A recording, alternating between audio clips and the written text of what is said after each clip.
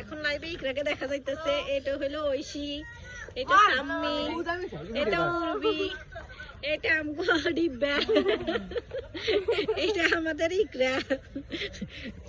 এটা কে সাই? এটা কে রে? এটা নাম কি? ইফাত না, এটা কি? এটা কি যন্ত্র? এটা আব্দুল্লাহ। কেন ওইসি এখন চা খাইতেছে, চা টেস্ট বলবে ওইসি কেমন হয়েছে। সামনে তো খাইতে পারে না কঙ্কাল। এটা আমাদের বানাইতে কমু, এটা বানাও আরেক কাপ দুই চামচ আমরা দিবি। এটা আমাদের মোটু। ভালো লাগছে দেখি। এটা ঝাল খাওয়া পরে চা খেতে ভালো লাগছে। ইবু এই সবে চা খাওয়ার মজা আলাদা।